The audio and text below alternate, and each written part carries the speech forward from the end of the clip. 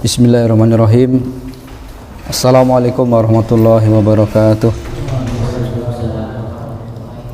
Innal hamdalillah nahmaduhu wa nasta'inuhu wa nastaghfiruh wa na'udzu billahi min shururi anfusina wa sayyiati a'malina may yahdihillahu fala mudilla lahu wa may yudlil fala hadiyalah. Asyhadu an la ilaha illallah wahdahu la syarikalah wa asyhadu anna Muhammadan abduhu wa rasuluh alladzi la nabiyya ba'dah. Qala ta'ala fi kitabil karim, a'udzu billahi minasyaitonir rajim. La yukallifullahu nafsan illa wus'aha. Wa qala Nabi sallallahu alaihi wasallam, iyyakum wal ghuluwa fid din, fa inna ma ahlaka man kana qablakumul ghulu fid din. Shadaqallahu azim wa sadaqa Rasulullahil karim. Alhamdulillah, bersyukur kepada Allah Subhanahu wa taala. Pada sore hari ini kita bisa berkumpul kembali dalam pertemuan rutin kita. Mudah-mudahan Allah Subhanahu wa taala senantiasa memberikan kesehatan kepada kita semuanya. Semoga Allah Subhanahu wa taala senantiasa menganugerahkan kepada kita semuanya ilmu-ilmu yang bermanfaat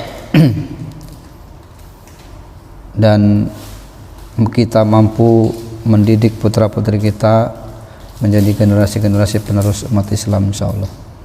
Salawat dan salam kita curahkan kepada Rasulullah Muhammad sallallahu alaihi wasallam.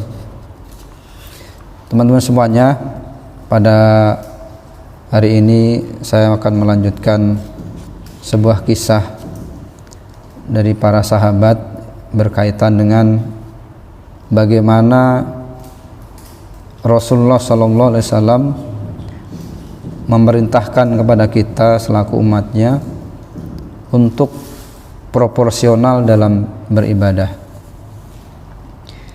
Kisah ini diawali ketika ada beberapa sahabat yang datang ke rumah istri Nabi sallallahu alaihi wasallam yang beliau menanyakan tentang bagaimanakah ibadah Nabi sallallahu alaihi wasallam. Setelah diberitahu, ya,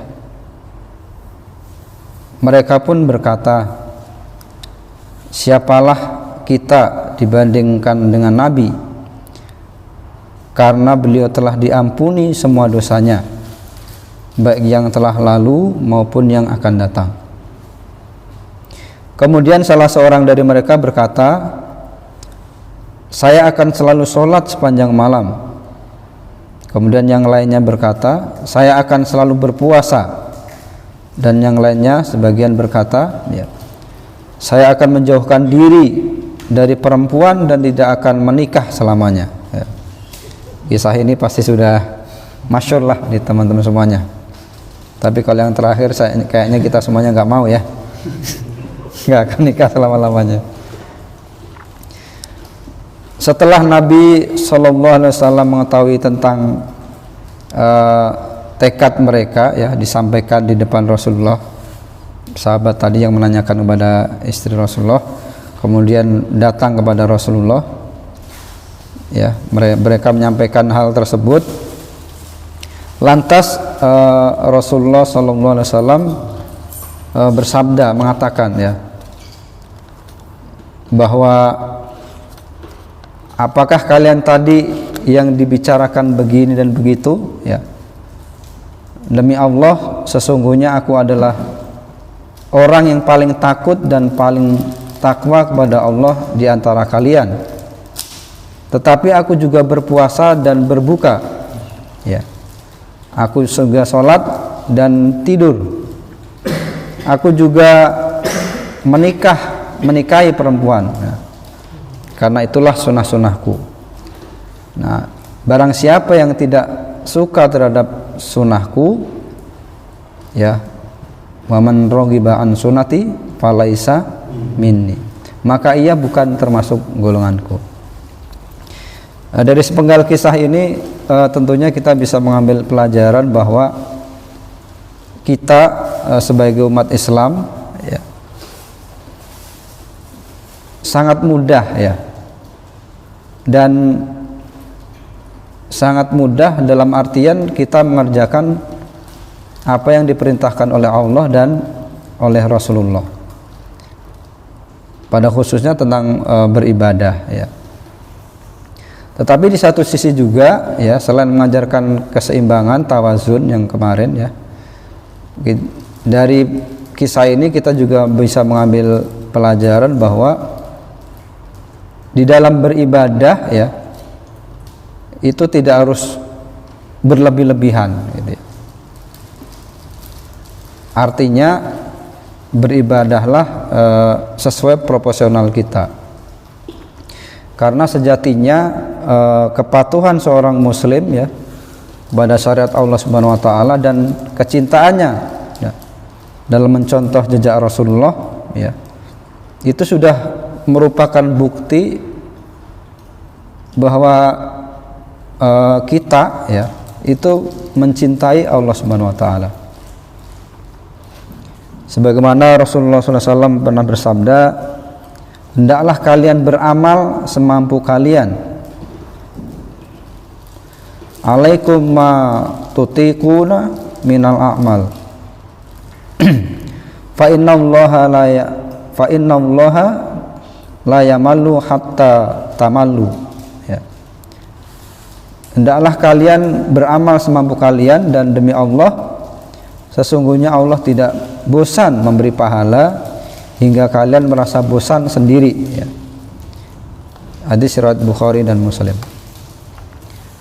Teman-teman semuanya, wafillah, oleh karenanya selayaknya kita sebagai seorang muslim ya, beramal dan menggerakkan segala usahanya ya, usaha kita tentunya dalam hal ibadah ini. Dan tentunya kita sebagai seorang muslim ya harus mengerahkan segala upaya kita ya, baik dalam ibadah ya maupun dalam ketakwaan kepada Allah Subhanahu wa taala, tentunya dengan sebatas kemampuan kita. Karena Allah Subhanahu wa taala berfirman, fattaqullaha mastata'tum, di dalam surat At-Taghabun ayat 16, dan bertakwalah kamu kepada Allah menurut kesanggupanmu. Dan juga dalam firman-Nya Allah Subhanahu wa taala berfirman, la yukallifullahu nafsan illa wusaha, bahwa Allah tidak membebani seseorang melainkan sesuai dengan kesanggupannya. Di dalam surat Al-Baqarah ayat 286. Nah, oleh karenanya sebagai seorang muslim ya, sifat ghulu atau berlebihan dalam agama itu tentunya akan menjadi sumber keterpurukan kita sebagai umat Islam. Dan kita sebagai umat Islam dilarang oleh Rasulullah memiliki sifat tersebut ya. Agar apa? Agar umat Islam tidak mengalami nasib yang sama dengan umat-umat sebelumnya. Di dalam musnadnya Imam Ahmad, kemudian An-Nasai dan Ibnu Majah, mereka menyatakan, diriwayatkan oleh Ibnu Abbas radhiyallahu an bahwa Nabi sallallahu alaihi wasallam pernah bersabda, iyyakum wal ghuluwa fid din fa inna ma ahlaka man kana qablakumul ghulu fid din. Ya, jauhilah kalian ya dari sikap ghulu, yaitu berlebihan fid din, di dalam beragama. Karena sesungguhnya ya orang-orang sebelum kalian ya hancur karena sikap berlebihan dalam beragama. Ifafillah ya, orang-orang sebelum kita itu adalah yang dimaksud dalam hadis ini, disebutkan, dijelaskan di sini bahwa orang-orang yang ghulu terhadap agama itu adalah para penganut agama-agama terdahulu ya, khususnya ahlul kitab ya. dan lebih khusus lagi adalah orang-orang Nasrani ya, yang berlebih-lebihan dalam agama sampai di luar batas kebenaran ya. Bahkan kalau di Kristen itu katanya pendeta atau apa namanya nggak boleh nikah ya, gitu. Pendeta Biara itu. Makanya yang terjadi beberapa gereja di luar sana itu ya, ada kasus-kasus yang karena memang mereka melanggar fitrah gitu ya. Karena fitrah kita itu laki-laki, perempuan itu adalah menikah gitu. Nah, iwafillah, bila dilihat dari latar belakangnya munculnya hadis ini ya, bahwa disampaikan oleh Rasulullah bahwa ketika beliau sampai di Muzdalifah ya, ketika Haji Wada, waktu itu Rasulullah meminta Ibnu Abbas ya mengambil kerikil ya, dan kemudian dipakai untuk melempar jumroh Aqobah ya. Nah, setelah mencarikan kerikil seukuran yang biasa dipakai untuk melempar jumroh ya, kemudian Ibnu Abbas menyerahkan kerikil itu kepada Rasulullah.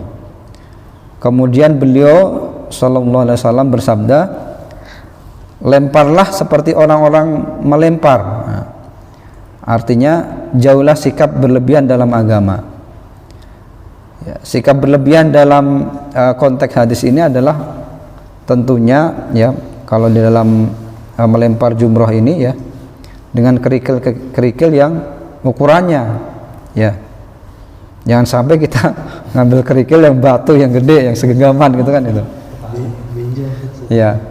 Walaupun apa, mungkin kalau kerikil gede itu ngelempar ke setannya puas gitu ya lebih puas, oh gede, bentang-bentang gede gitu ya dilempar, mungkin dianggapnya wah ini gede berarti setannya lebih merasakan kesakitan mungkin gitu ya.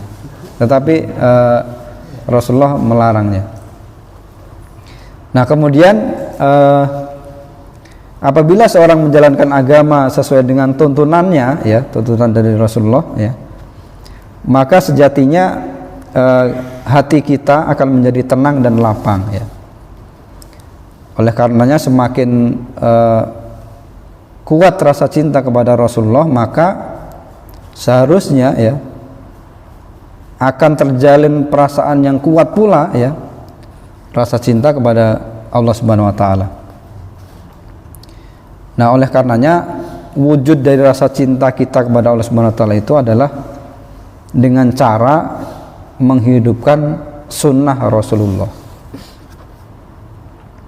Di dalam surat Ali Imran ya, ayat 31 dikatakan, katakanlah jika kamu benar-benar mencintai Allah, fa in kuntum tuhibbunallah fattabi'uni ya,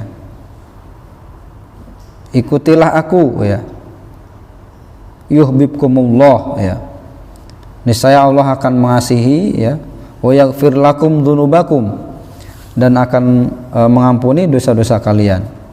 Wallahu ghafurur rahim.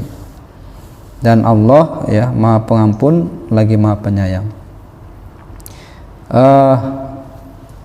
Mungkin itu ya beberapa kisah sedikit berkaitan dengan yang tentunya teman-teman sudah familiar sebenarnya dengan kisah ini, tapi paling tidak mengingatkan kita kembali tentang hal tersebut ya.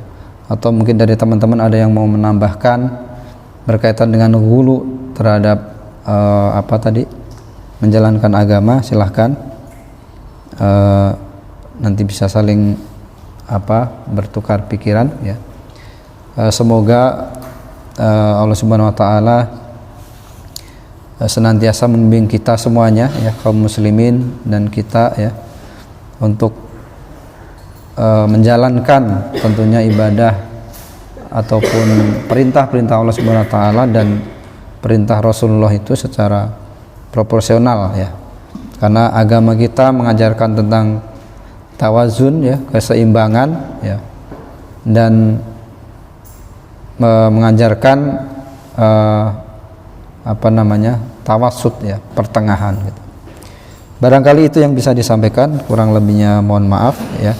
Silahkan jika ada yang mau menambahkan ataupun meluruskan ya. Saya akhiri. Assalamualaikum warahmatullahi wabarakatuh.